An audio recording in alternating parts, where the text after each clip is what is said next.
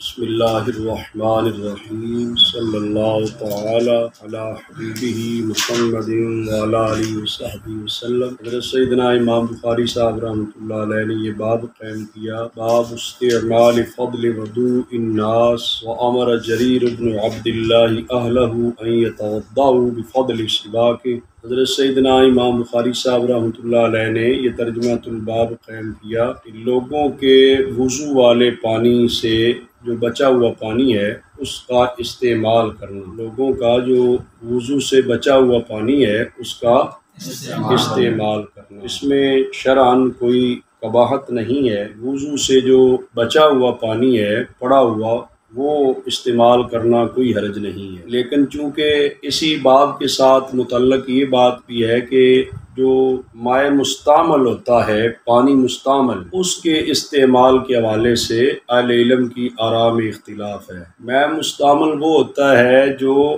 حدث دور کرنے کے لیے، قربت کے لیے، جس سے وضو کیا جائے، غسل کیا جائے اور جسم سے جدا ہو جائے، جسم سے جدا ہو جائے، اس سے حدث دور کیا جائے اور وہ جسم سے جدا ہو جائے تو وہ مائع مستعمل ہوتا ہے، مائع اس کی تعریف میں بھی اختلاف اہل علم کا موجود ہے، تاہم جو ہے اس کے حکم کے اندر بھی اختلاف ہے۔ جو حکم میں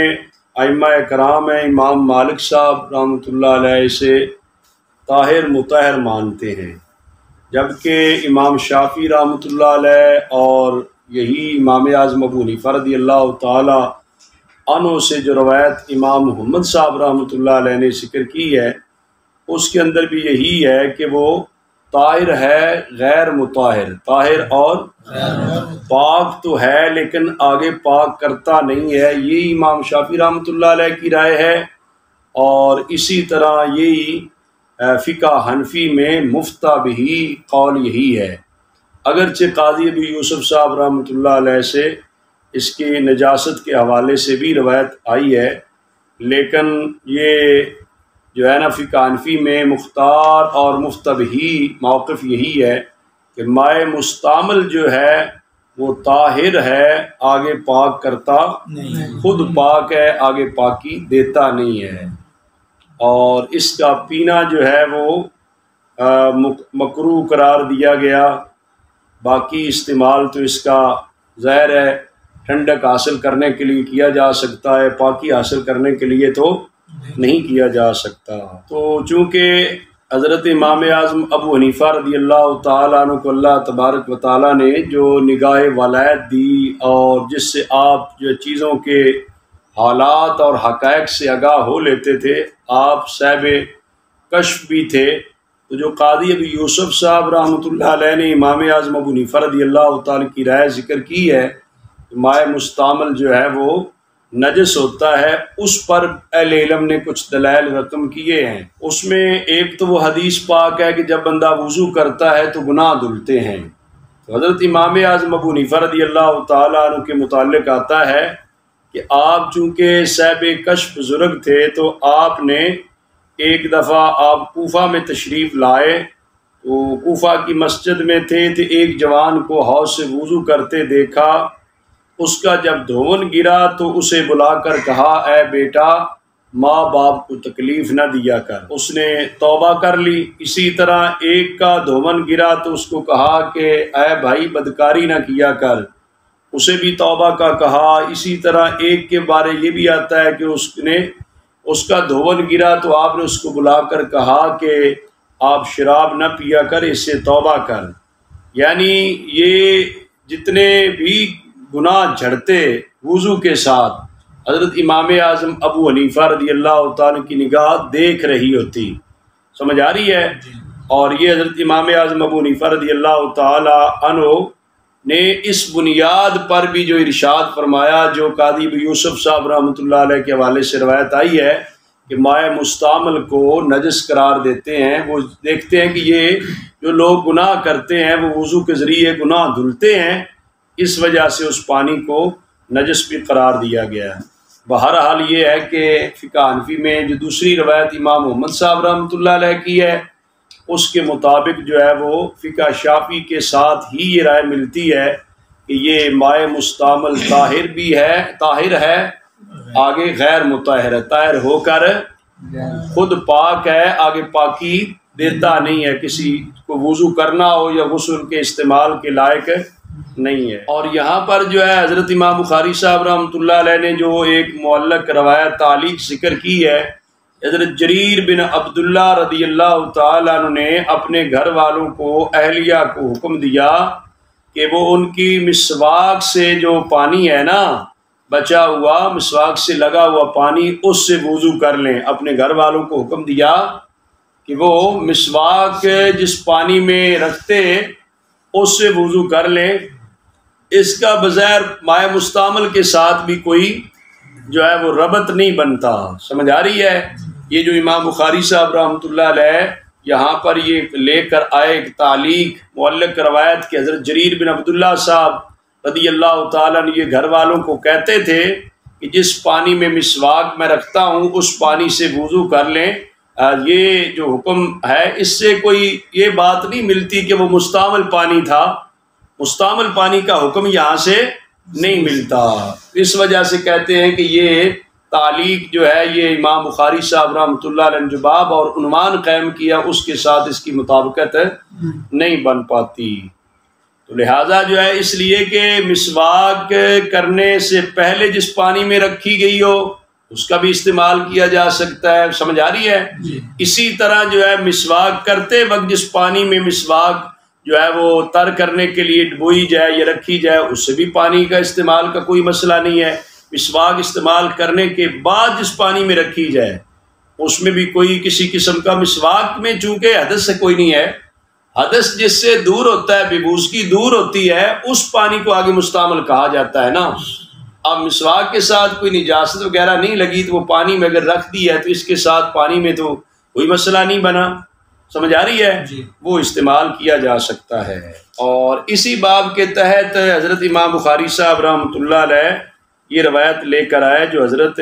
ابو جحیفہ رضی اللہ تعالیٰ عنہ، یہ صحابی رسول ہیں، حضرت سیدنا ابو جحیفہ رضی اللہ تعالیٰ عنہ، ان کی حوالے سے یہ روایت ملتی ہے کہ آپ فرماتے ہیں کہ خرج علینا النبی صلی اللہ علیہ وسلم بالحاجرہ، سخت گرمی میں دوپہری کے وقت نبی پاک صلی اللہ علیہ وسلم ہمارے ہاں تشریف لائے، فأوتي بوضوء، وضو والا پانی پیش کیا گیا، فتوضأ، نبی پاک صلی اللہ علیہ وسلم نے وضو فرمایا، فجعل الناس يأخذون من فضل وضوئه، نبی پاک صلی اللہ علیہ وآلہ وسلم کا وضو والا جو پانی تھا اس کو لوگ لینے لگے۔ اس کو لوگ کون تھے؟ لوگ صحابہ کرام تھے نا، صحابہ کرام رضوان اللہ علیہ مجمعین لینے لگے، فَيَتَمَسَّحُونَ بِهِ، اور اسے ملنے لگے، اسے فصلى النبي صلی اللہ علیہ وسلم الظہر رکعتین والعصر رکعتین وبین یدی عنزہ، نبی پاک صلی اللہ علیہ وآلہ وسلم نے ظہر کی بھی 2 رکعتیں پڑھائی اور عصر کی بھی وہاں پر 2 رکعتیں اپنے اپنے وقت میں پڑھائی۔ 2 پڑھائی کے سفر کے دوران جو ہے قصر نماز ہوتی ہے نا، 2 رکعتیں پڑھائی، وبین یدی عنزہ، نبی پاک صلی اللہ علیہ وآلہ وسلم نے جہاں پہ نماز پڑھائی وہاں آگے نیزہ گاڑا گیا تھا۔ تو یہ نیزہ بطور سترہ، نیزہ بطور سترے کے کام کے لیے کہ جہاں کھلی جگہ پہ نماز پڑھیں تو آگے کوئی چیز گاڑ لینی چاہیے جس سے سترے کا کام لیا جائے۔ تو یہ حضرت ابو جحیفہ رضی اللہ تعالی بیان کرتے ہیں۔ تو اس میں بھی شارحین بخاری فرماتے ہیں کہ یہ جو روایت بیان کی گئی ہے اس کا بھی مائع مستعمل کے ساتھ کوئی تعلق نہیں بنتا، اس لیے کہ حضور علیہ السلام کے جسم مبارک سے جو وضو والا پانی لگا ہے وہ تو مستعمل ہو کے متبرک بن گیا،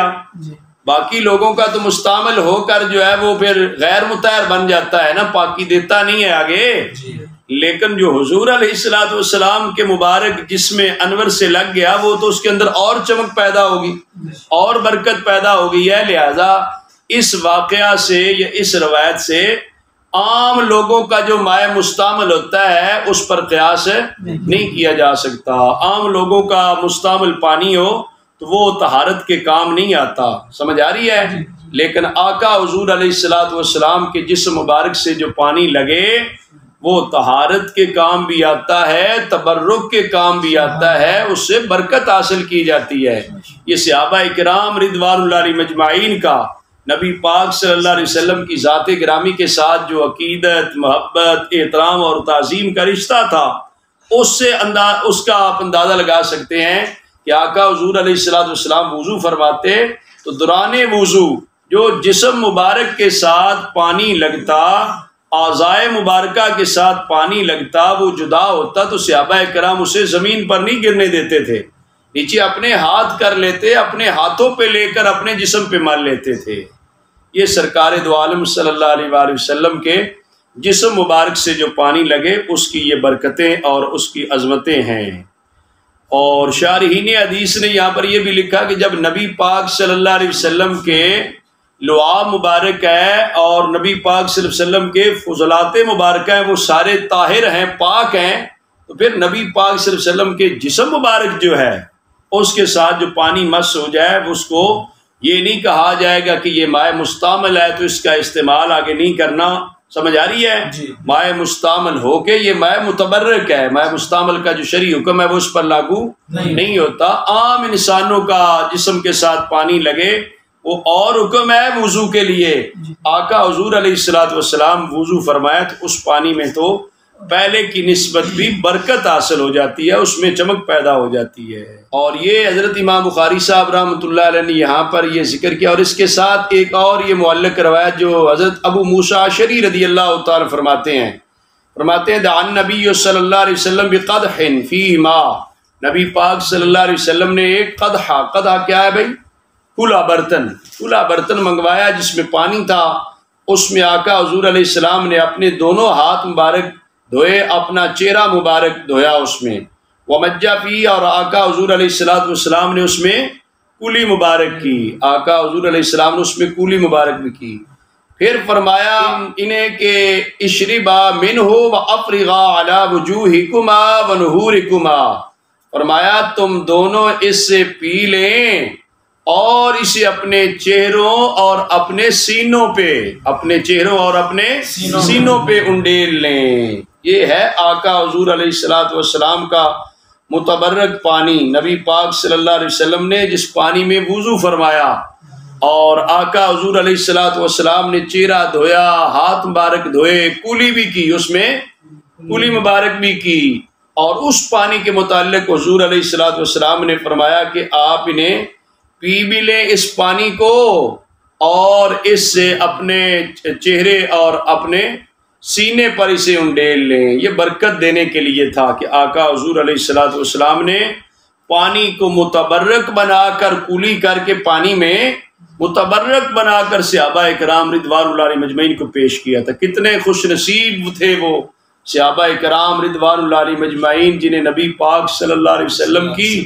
زیارت بھی نصیب ہوتی اور اس طرح کی برکتیں بھی شب و روز نصیب ہوتی تھی۔ تو بہرحال جس طرح میں نے عرض کیا کہ اس تعلیق کا بھی، اس روایت کا بھی باب کے ساتھ اس طرح کا ربط نہیں بنتا کہ امتی حضرات کے جو مستعمل پانی ہے اس کا حکم اور ہے، جبکہ انبیاء کرام علیہ السلام کے جسم مبارک کے ساتھ لگنے والے پانی کا حکم اور ہے۔ پھر حضور پر نور شافع یوم النشور امام الانبیاء صلی اللہ علیہ وسلم کا جس میں انور جو ہے، منور جسم جو ہے، مطہر جسم جو ہے، اس کے ساتھ جو پانی مس ہو جائے اس کے اندر تو برکتیں بھی بیش بہا آ جاتی ہیں۔ اسی طرح حضرت امام بخاری صاحب رحمۃ اللہ علیہ نے اس باب کے تحت جو سند کے ساتھ، اپنی سند کے ساتھ جو روایت ذکر کی ہے، اس کے آخری راوی حضرت محمود بن ربیع رضی اللہ تعالیٰ، ان کا تذکرہ چونکہ کتاب العلم میں پیچھے ہو چکا ہے۔ حضرت محمود بن ربیع رضی اللہ تعالیٰ وہ ہیں جن کے چہرے پر رسول اللہ صلی اللہ علیہ وسلم نے کولی مبارک کی تھی، وَهُوَ غُلَامٌ مِّن بِئْرِهِمْ، حضور علیہ السلام ان کے گھر تشریف لے گئے، ان کے کنویں سے پانی نکالا جا رہا تھا اور حضور علیہ السلام اس سے وضو کر رہے تھے۔ یہ محمود بن ربیع رضی اللہ تعالیٰ چھوٹے بچے تھے، کہتے ہیں میں پاس کھڑا تھا تو نبی پاک صلی اللہ علیہ وسلم جب کولی کی تو کولی والا پانی میرے اوپر ڈال دیا تھا، عذرائے مزاح بھی اور برکت دینے کے لیے بھی۔ یہ حضرت محمود بن ربیع رضی اللہ تعالی عنہ کا جو ہے وہ نصیبہ ہے کہ آقا حضور علیہ السلام نے بچپن میں ان کے چہرہ مبارک پر جو ہے آقا حضور علیہ السلام نے کولی والا پانی ڈال دیا تھا۔ حضرت عروہ مسور سے اور دیگر سے دونوں ایک دوسرے کی تصدیق کرتے ہیں۔ یہ روایت بھی بیان کی ہے کہ وَإِذَا تَوَضَّأَ النَّبِيُّ صلی اللہ علیہ وسلم كَادُوا يَقْتَتِلُونَ عَلَى وَضُوئِهِ، نبی پاک صلی اللہ علیہ وسلم جب وضو فرماتے تھے تو آقا حضور علیہ السلام کے وضو پر، واو پر زبر ہو تو پھر وضو والا پانی ہوتا ہے، واو پر زبر ہو تو وضو والا پانی ہوتا ہے، وضو والے پانی پر صحابہ اکرام کادو یقتتلون، قریب تھے کہ جھگڑتے، یعنی اتنا آگے بڑھ کر لیتے، ایک کہتا میں آگے لوں گا، جس مبارک سے جو پانی مس ہوتا اس کو حاصل کرنے کے لیے رش اور بھیڑ اتنی ہو جاتی عاشقان رسول صلی اللہ علیہ وسلم کی، دیوانہ وار آگے بڑھتے، جس کو روایت میں یہ بیان کیا گیا کادو یقتتلون، یہ نوبت بھی آ جاتی تھی جھگڑنے والی، قریب تھے کہ وہ جھگڑ پڑتے اس بات پر کہ آقا حضور علیہ السلام کا غسالہ مبارک جو ہے، آپ کے جسم مبارک سے لگنے والا پانی جو ہے اس کو ہم نے حاصل کرنا ہے اور لینا ہے۔ اتنے صحابہ کرام رضوان اللہ علیہم اجمعین کا عشق مبارک تھا حضور علیہ السلام کی ذات گرامی کے ساتھ۔ یہی اصل ایمان ہے۔ آج جن لوگوں کو معاذ اللہ یہ عظمتیں اور برکتیں نظر نہیں آتی یا اعتقاد نہیں رکھتے، ان کے پاس ایمان کی دولت نہیں ہے۔ ایمان کی دولت ہو تو پھر امام الانبیاء صلی اللہ علیہ وسلم کے ساتھ محبت، عقیدت اور احترام تعظیم کا رشتہ ضرور ہوتا ہے۔ صحابہ کرام رضوان اللہ علیہم اجمعین کس طرح مطلب ہے، ایک تو یہ ہے نا کہ از خود وضو والا پانی آقا حضور علیہ السلام کی جسم مبارک سے لگتا اس کو لیتے، اور ایک یہ پچھلی روایت آپ نے پڑھی حضرت ابو موسیٰ اشعری رضی اللہ عنہ، حضور علیہ السلام نے حکم بھی دیا، آپ نے فرمایا اس پانی کو پی بھی لیں، اپنے چہرے اور سینے پر بھی ڈال لیں، اپنے چہرے اور سینے پر بھی، ہاں، جس سے پتہ چلتا ہے کہ جو چیز بھی آقا حضور علیہ السلام کے جسم مبارک سے لگ جائے وہ متبرک ہو جاتی ہے، اس سے تبرک حاصل کرنا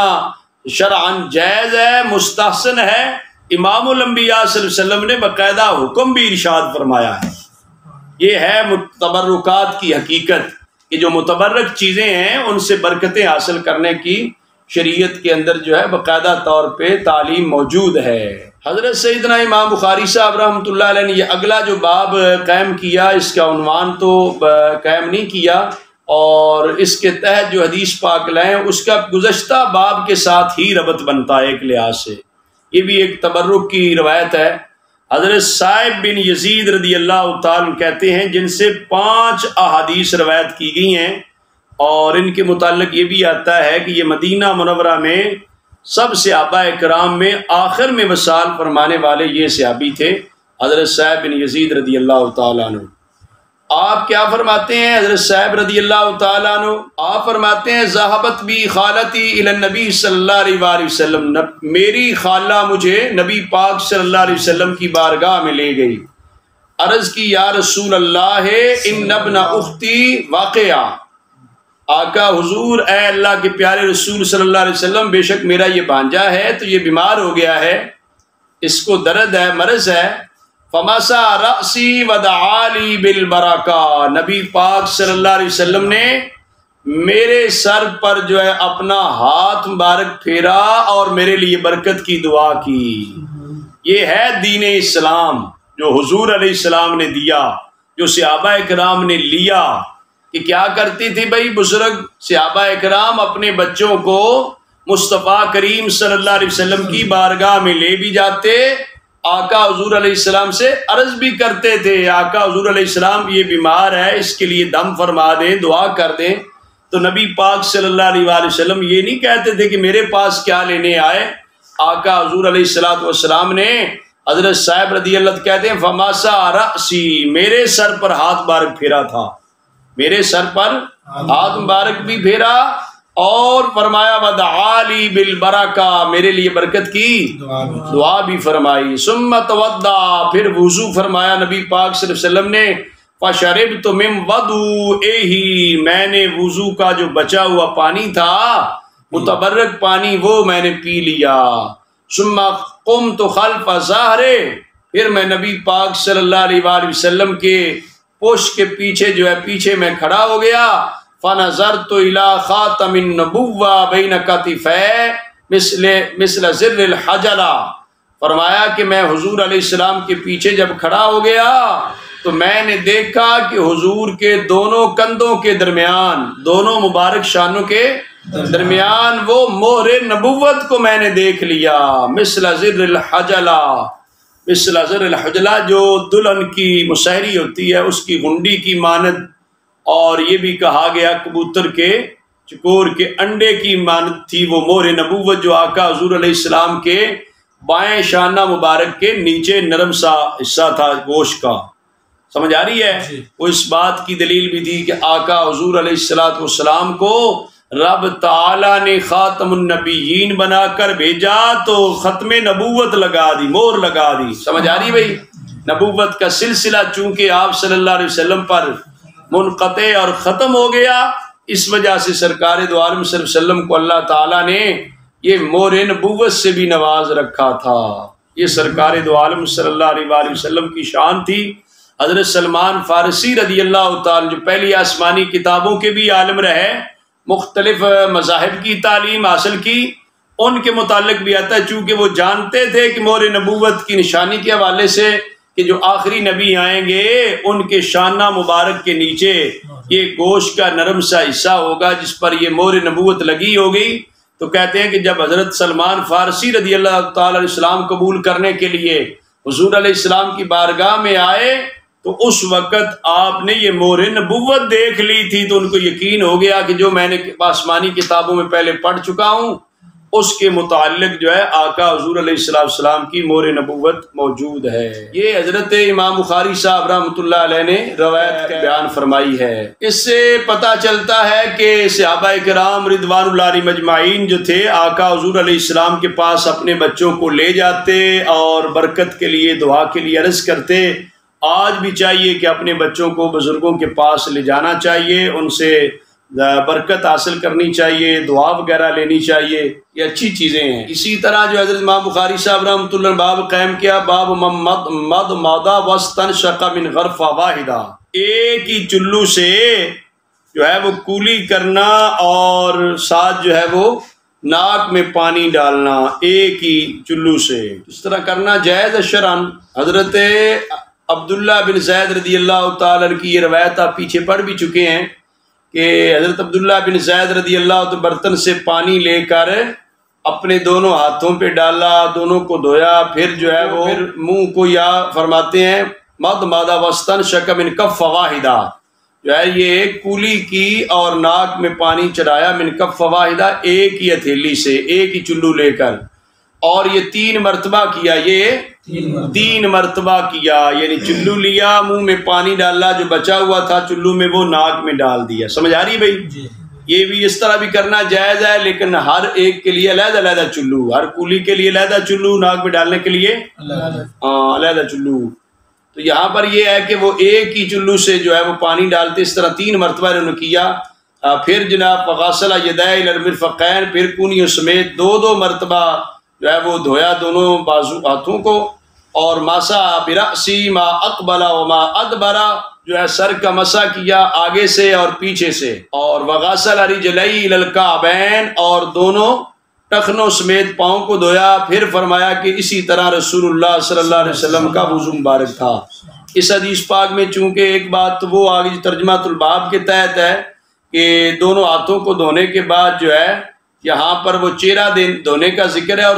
چہرے کے ساتھ ہی راوی کو شک ہے کہ ساتھ چہرے کے دھونے کا ذکر آیا کہ ساتھ کولی اور ناک میں پانی ڈالنا، وہ بھی چہرے کا حصہ ہے نا،